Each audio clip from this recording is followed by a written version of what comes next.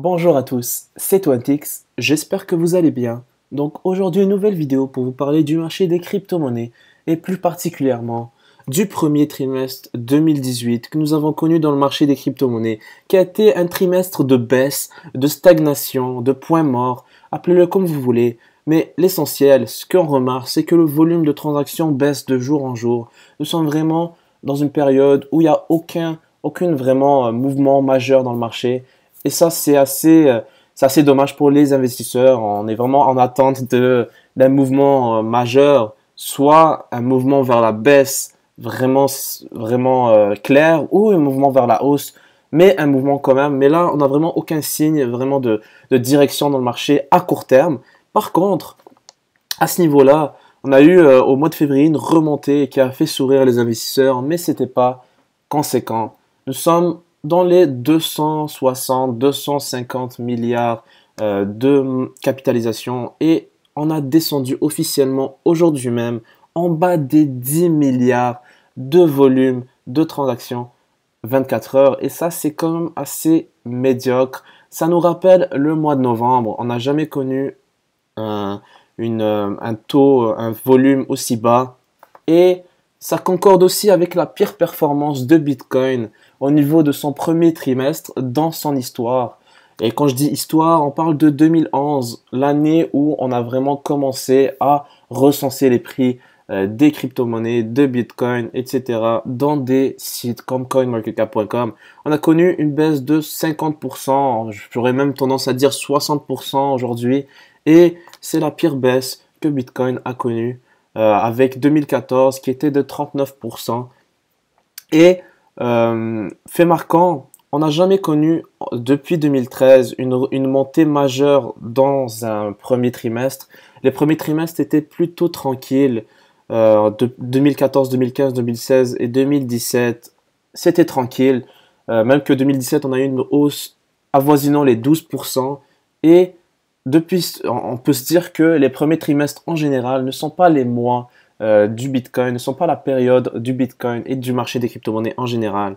D'ailleurs, au niveau des tendances, nous sommes encore dans la même zone depuis 2 mois et ça n'a pas vraiment l'air de changer quelque chose.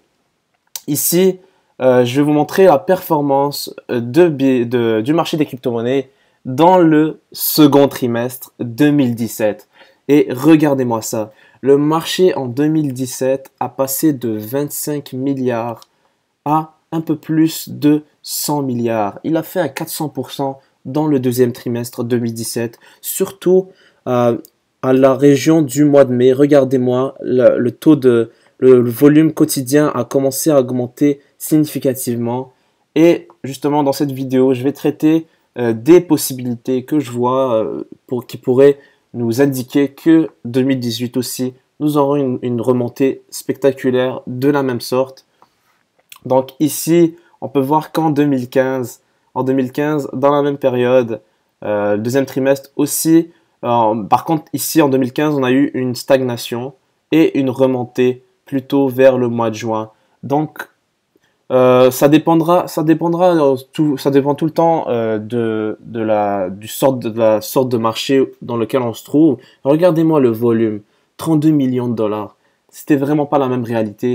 Ce qui se rapproche le plus de la réalité, je trouve, c'est le marché en 2017. On était dans les milliards de dollars dans le volume. Regardez, on a même atteint ici un 7 milliards de dollars de volume quotidien le 12 juin. C'est quasiment le même volume de transactions qu'aujourd'hui même. Et ça, je pense que la donnée de 2017 est plus valide. Évidemment, on ne peut pas se permettre de prendre en compte le passé pour prédire l'avenir. C'est juste des faits et on prendra ça comme il se doit. Des trucs un peu qui n'ont pas aidé le marché ces temps-ci, c'est vraiment les nouvelles par rapport au bannissement de l'achat des crypto-monnaies par les banques. Je vous avais parlé de BMO au Canada, à Montréal, la Banque de Montréal, qui a banni l'achat de crypto-monnaies, que ce soit en crédit, débit, etc. Là, on parle de la Banque de réserve d'Inde qui a banni l'achat, la vente de crypto-monnaies à partir de leur banque.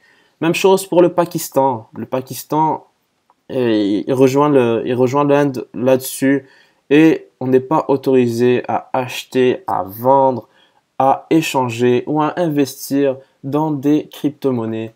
Et ça, c'est assez dommage vu que c'est des pays quand même assez importants, surtout pour le futur. Quelque chose qu'on remarque aussi, c'est que cette période d'avril, c'est la période pour payer les taxes. Surtout, on parle des États-Unis, ça implique tous les pays en fait du monde et les investisseurs sont obligés de retirer leur argent pour payer les taxes si vous avez fait des profits, si vous avez pris vos profits en crypto-monnaie. Donc, ces investisseurs-là retirent une partie de leur portfolio pour les transformer en fiat, en dollars, pour payer leurs impôts en fait. Et donc, on peut se dire que la fin des taxes qui arrive aux États-Unis, ça va être le 17 avril. Ça va un peu nous mettre loin derrière cette période de taxes et peut-être même que ça va pousser le marché vers la hausse. C'est un fait à prendre en compte, c'est très intéressant. Aussi, ce qui est intéressant, c'est vraiment les plateformes d'échange comme Coinbase qui sont vraiment de plus en plus compliantes, c'est-à-dire ils essaient vraiment de discuter avec les régulateurs comme le SEC, le Securities and Exchange Commission des États-Unis pour vraiment avoir un marché régulé au niveau de Coinbase et être vraiment vraiment officiellement approuvé par le SEC, comme je vous l'avais mentionné dans ma vidéo du 7 mars 2018, où la déclaration du SEC avait fait quand même parler d'elle dans le marché, vu qu'elle a déclaré que les plateformes d'échange n'étaient pas nécessairement légales dans le marché.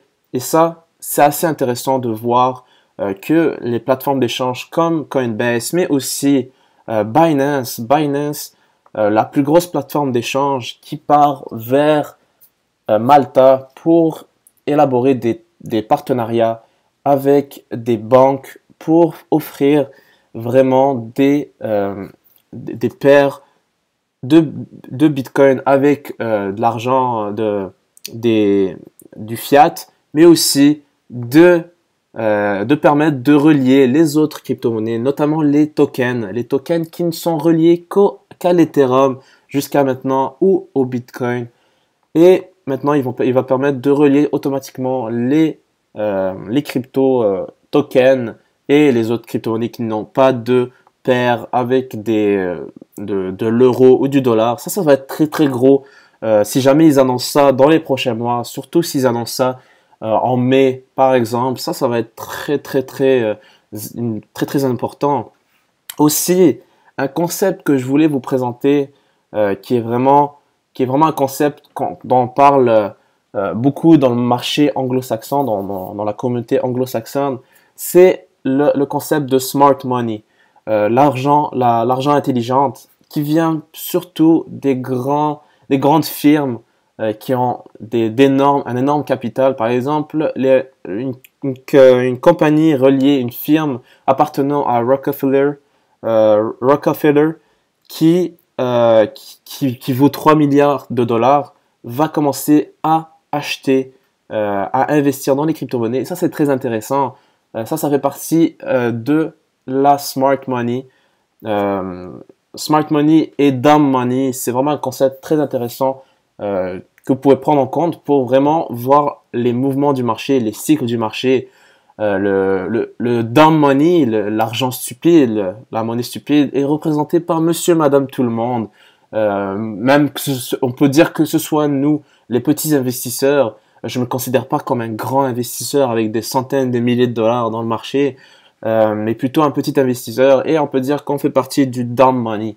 Mais le smart money, l'argent intelligent, les investisseurs intelligents, les professionnels, c'est eux qui vraiment réussissent à manipuler le marché, les baleines, comme vous pouvez les appeler, et c'est eux qui sont vraiment, c'est eux qui achètent en bas et qui vendent en haut, alors que la dumb money, il sait pas trop ce qu'il fait, monsieur, madame, tout le monde, donc il achète un peu n'importe quand, et souvent, c'est quand les médias en parlent massivement, c'est quand les médias en parlaient en décembre et en janvier, que les gens ont acheté massivement entre 13 000 et 20 000 dollars. C'est là que vraiment il y a eu beaucoup de monsieur, madame, tout le monde qui ont acheté les crypto-monnaies. Évidemment, on appelle ça le dumb money parce que le smart money à cette période-là, l'argent intelligent, elle est partie vu que c'est eux qui ont vendu massivement dans le marché.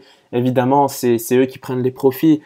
Donc, on peut voir ça comme ça. Les cycles où il y a le retour de l'argent intelligent, de la smart money, ça va être maintenant. Ça va être progressivement dans les prochains mois. Et moi, je dirais que ça va être dans le mois de mai. Parce que au mois de mai, sachez qu'il y a un événement très très intéressant qui se passe aux États-Unis. Ça va être un séminaire qui aura lieu au Hilton. Vous connaissez le Hilton, c'est un hôtel quand même assez prestigieux. D'ailleurs, une chambre pour aller dans cet événement, ça va vous coûter 339 dollars pour une nuit. Et je veux bien parler du Consensus 2018, cet événement blockchain, crypto-monnaie très très populaire depuis des années, qui aura lieu le 14 et le 16 mai 2018 et qui va rassembler beaucoup de grandes figures et dans le marché des crypto-monnaies. Je vous avais parlé de Sonum dans mon top 3 des crypto-monnaies en 2018, mais il y en a d'autres aussi. Arc, la startup Arc qui est française, Ledger avec leur Ledger Nano S, etc. Il y en a beaucoup. Et cet événement, ce séminaire, on peut l'appeler comme ça, va consister à rassembler plus de 250 speakers qui vont monter sur scène et qui vont présenter, et qui vont parler de plusieurs choses reliées à la sphère des crypto-monnaies. Et j'ai vu en haut, ils ont dit qu'il y aura 4500 personnes qui vont se présenter. Et croyez-moi, ces personnes-là, c'est des grandes figures appartenant au domaine de l'entrepreneuriat, des investisseurs et des institutions financières, des leaders des entreprises high-tech, etc., mais aussi des professeurs d'université, des fondateurs, des professionnels de la blockchain, des ingénieurs, etc. Donc, c'est vraiment un événement vraiment important. Regardez toutes les compagnies qui vont venir, Lisk, Icon, donc des grands projets, Agrelo. Donc, c'est vraiment un rassemblement de tous les grands projets dans la sphère qui vont juste venir pour réseauter et pour discuter. Et sachez que c'est pas donné y aller, c'est vraiment pas donné. Si vous voulez savoir le prix pour y aller, tenez-vous prêts. Le prix pour assister à ce séminaire va coûter la petite somme de 2200. Là, ça charge. Donc, ça va coûter 2500 dollars pour les entreprises. Et pour les géants dans l'industrie, ça va coûter 1800 dollars américains. À part, il y a des rabais pour les étudiants et les professionnels du gouvernement. Mais regardez le genre de personnes qui vont y aller. Ça va être vraiment un événement important. Et croyez-moi que les entreprises ne vont pas débourser 2500 dollars seulement pour discuter, seulement pour parler, seulement pour se faire des amis. Croyez-moi, s'ils y vont à ce consensus 2018, ce sera pour vraiment avoir des idées d'investissement majeures dans le marché. Et si on compare avec les autres années où il y a eu le consensus, on peut dire que 2018 va être une plus grosse année que 2017. Il y a plus de personnes qui vont s'inscrire. Regardez, en 2017, il y en a eu 2700 et en 2018, il y en aura 4500. Donc, il y a une augmentation majeure du nombre de personnes qui vont venir en 2018. Et ça, c'est vraiment important. Aussi, fait à noter, c'est que les gens présents vont venir un peu partout dans le monde, principalement d'Amérique du Nord, mais vraiment, il y a beaucoup d'Européens, l'Afrique aussi au rendez-vous, l'Asie, l'Australie et l'Amérique du Sud. Donc, c'est un événement très important à suivre, sachant que le consensus 2017 a eu un impact majeur dans le marché. On peut le voir tout de suite. On va par exemple regarder le 22 au 24 mai 2017. Regardez, moi j'ai mis du 8 au 23 mai 2017. Regardez, on peut regarder que le volume de transactions a monté vraiment beaucoup. juste avant l'événement. Et regardez, pendant l'événement, le 22, le taux de transaction, le volume de transaction a atteint le 4,5, 4,6 milliards de dollars. Et on peut se dire, on peut spéculer là-dessus, on peut se dire que cet argent-là vient des investisseurs, des gens qui étaient présents au rendez-vous. Et ça, c'est très intéressant. Moi, je pense que personnellement, ce n'est pas un avis financier en tant que tel. Je ne suis pas un conseiller financier. Faites très attention. Je ne suis qu'un investisseur qui est passionné par les crypto-monnaies. Je suis dans le marché depuis presque un an maintenant et je pense connaître un peu le marché pour me prononcer, donner mon avis. Ça peut être intéressant pour vous. Donc moi, personnellement, je pense que nous sommes proches du cycle où l'optimisme va revenir. On a dépassé la période de peur et nous sommes rendus dans la période où il y a vraiment la période où il n'y a vraiment pas de mouvement et progressivement on va aller dans l'optimisme et on va changer totalement de pattern. On va changer de pattern vu que progressivement on va passer de plus en plus dans la zone où il y aura il y aura des nouveaux investisseurs qui vont venir dans le marché. Et moi, personnellement, je m'intéresse plus aux gros investisseurs qui pourraient potentiellement injecter des milliards de dollars dans le marché plutôt que les petits investisseurs qui n'ont vraiment pas, qui n'ont vraiment pas de connaissances dans le marché en tant que tel. Donc, personnellement, c'est ça que j'attends. Évidemment, avec le mouvement du marché, va activer cette notion d'avidité dans l'investisseur lambda, dans monsieur, madame, tout le monde, encore et encore. Donc, je pense que cet été, moi, je mise sur la mi-mai, au mois de mai. Ça va être le moment où le marché va se relancer massivement. Je vais pas donner de chiffres. Moi, je dirais que Bitcoin va remonter dans les 12 000 et plus. Mais évidemment, ça reste des chiffres en l'air. Hein. Je peux pas vraiment, je vais pas me lancer dans la prédiction pure et dure. Je vais juste dire que le marché va remonter selon moi. Je reste convaincu. Évidemment, c'est mon opinion. Donc, on peut se dire qu'à court terme, par contre, on n'est pas sorti de cette tendance de stagnation. Le mois d'avril va encore continuer. Regardez, les indicateurs techniques sont tous dans le rouge et il n'y a vraiment pas beaucoup de signaux en ce moment qui nous disent que le marché va remonter à court terme. Et personnellement, moi je me dis que vu que la saison des impôts va bientôt finir, ça va être le mois d'avril pour moi, ça va être le dernier mois. Le dernier mois de vraiment négatif dans le marché des crypto-monnaies. Le deuxième trimestre s'annonce vraiment très beau. Donc, quelque chose que je voulais vous mentionner aussi, c'est que nous sommes vraiment en train de changer au niveau, au niveau des patterns, au niveau de la dominance dans le marché des crypto-monnaies. Je vous parlais souvent de la dominance de Bitcoin, la dominance de Bitcoin qui est en ce moment dans les 45% dans le marché des crypto-monnaies. Bitcoin, il domine beaucoup le marché. Et on a remarqué un truc vraiment phénoménal le 18 mars 2018 et ça continue de jour en jour. Regardez-moi ça. C'est que les altcoins, les crypto-monnaies autres que le top 10 qui est inclus ici, sont en train de prendre de la dominance aux géants comme Ethereum, etc.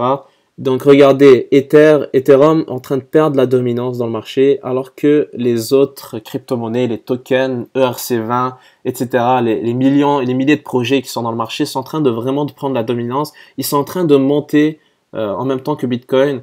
Et ça, c'est vraiment quelque chose de nouveau qu'on remarque dans le marché. Évidemment, la dominance est prise également à Bitcoin Cash, Litecoin, etc. Donc ça va être très intéressant de voir si le marché des altcoins va remonter en même temps que Bitcoin. C'est parce que si Bitcoin monte, nécessairement, il faudrait que le marché des altcoins suive le pas. D'habitude, lorsque Bitcoin remonte, par exemple, si Bitcoin remonte à 12 000 $, la valeur en Bitcoin des autres crypto-monnaies va être diminuée. Et donc, moi, je me dis, est-ce que ça va être pour la première fois, on va voir une montée vraiment en parallèle avec Bitcoin, des altcoins. Personnellement, moi je pense que au niveau du mois d'avril, ça va être un très bon mois où vous pourrez investir dans Bitcoin. Ça reste un avis personnel, mais moi je pense que ça va être un peu le dernier mois où on peut avoir vraiment des opportunités aussi massives qu'on a en ce moment. Et évidemment, il faudra rester attentif parce que tout peut changer d'un jour ou l'autre. Je sais que prochainement, il y aura le deuxième rendez-vous au G20 des ministres de la Finance et des gouverneurs des banques centrales. Donc ça va être intéressant à voir si jamais ils remettent sur la carte l'idée de la régulation des crypto-monnaies. Ça m'étonnerait, mais ça va être un sujet, le gros sujet de 2018 avec l'incertitude, etc. Donc je reste là, je vous laisse là-dessus les gens. Merci d'avoir écouté ma vidéo. N'hésitez pas à vous abonner.